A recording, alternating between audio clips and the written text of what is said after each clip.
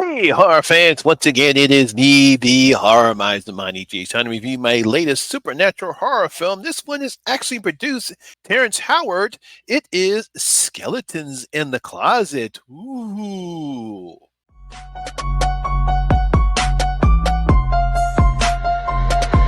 Y'all ready for this?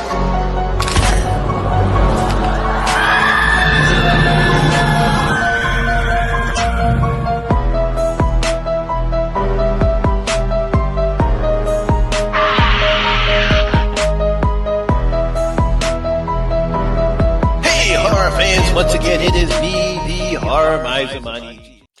Now, Skeleton in the Closet is a 2024 American supernatural horror film that was directed by Asif Akbar. It was written by Koji Stephen Saki and Joshua Cohen. Now, the film stars Terrance Howard, Cuba Gooding Jr., Clifton Powell, Valerie Ortiz, Sally Kirtland, and Udo Kier. Now, in this film, haunted by a malevolent spirit since childhood, a desperate mother allows herself to become possessed to save the life of her terminally ill daughter. Now, horror fans, I'm sure any parent who has a child that is suffering with a terminal illness such as cancer will do anything in their power to save the life of that child. I know I would if my child or my son, if he was very young, if he was suffering with cancer, I would do anything in my power to save them. That's if you're trying to find any type of treatment barrier, be it an experimental medicine, holistic medicine, or even religion where you just pray. You will try, or they will try anything to save the life of to save the child's life.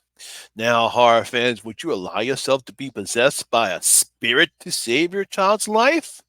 Well, see, that's what we have here in American film director Ashif Akbar's latest project called Skeletons in the Closet. Now, we're introduced to Mark and Valentina. They're a nice, happy couple who seem to be enjoying their lives along with their lovely daughter, Jenny. However, things are not going well for the couple as Mark learns he's getting laid off, not getting the raise that he suspected, just when Valentina learns that their insurance will not cover Jenny's treatment for her brain cancer. Oh no! Desperate, Mark and Valentina seek the advice of a psychic who then sends them to a dark and mysterious man who says he can cure Jenny in exchange for something that neither Mark nor Valentina might be willing to make. Now, this film is a very simple setup, as we've seen this particular type of premise before in many other supernatural horror films. So, Askik is not really doing anything new here. We've seen this setup before in other horror films where something is going on, the child is in danger or the family's in danger, and you have to do everything you can, but can you make the ultimate sacrifice in order to save your child? So that's basically what we have here. So it's nothing really new here. We've seen this type of premise before in any other supernatural horror films. Now, while the setup is simple, it seems that Ashif and his team didn't do anything to make this a decent supernatural horror film. I mean, the main problem, or one of the problems, is this film's like any type of atmosphere. It's neither dark nor light. I mean, it's one of the things, if you're going to make a decent supernatural horror film, you have to at least contrast it with something dark or something light. Yeah, it's sad that Jenny has cancer, and I think that's where they were going with here.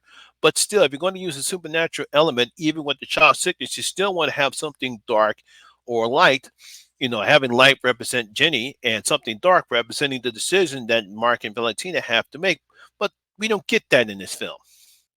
I mean, there are more dramatic moments that take place in the film, but nothing really scary or frightening happenings. I mean, we get the decisions, we get to see how, the type of steps Mark has to go through in order to save his daughter's life.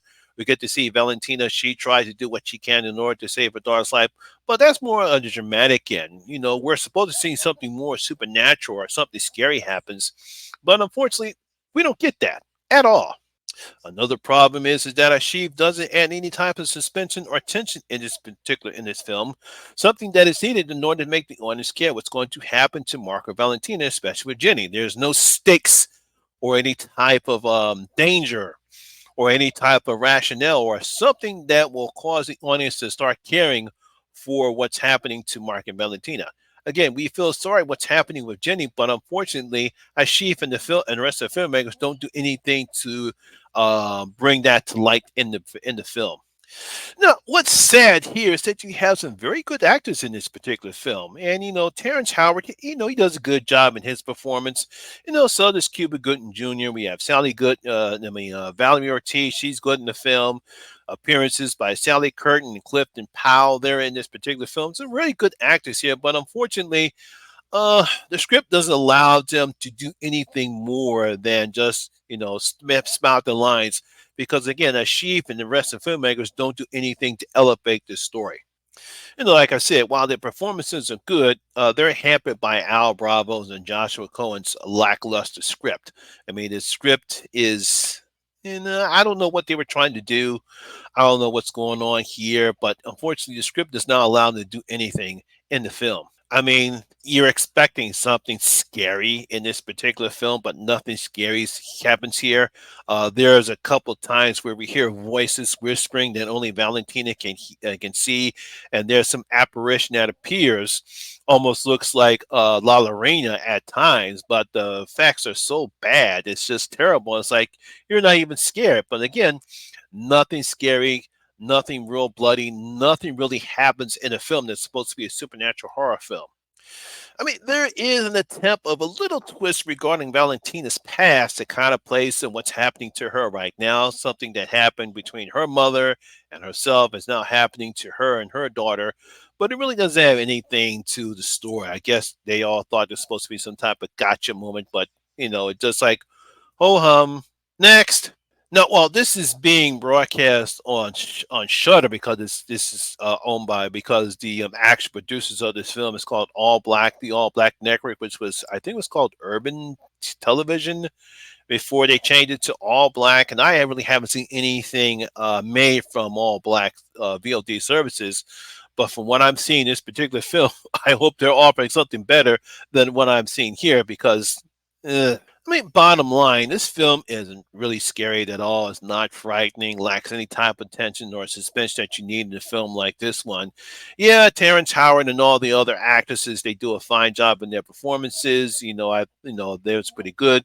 Most of the film is kind of well made, so you got to give them credit right there. But it just lacks a type of scares, the frighteningness, the tension, the suspense.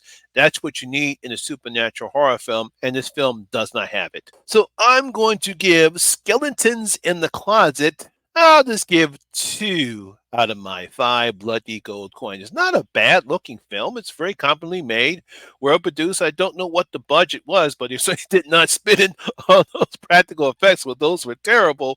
But like I said, what are you going to do? It's like I said, it's a competently made film, but it's just not scary. So only 2 out of my 5 bloody gold coins.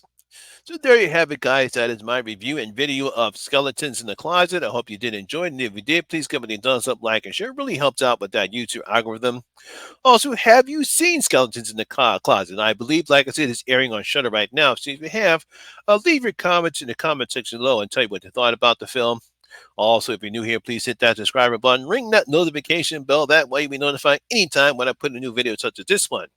Once again, my name is Lamont Smith, better known as the Horror Miser Monty G, and always remember that horror rules. And I'll see you in my next video. That guys, stay safe out there.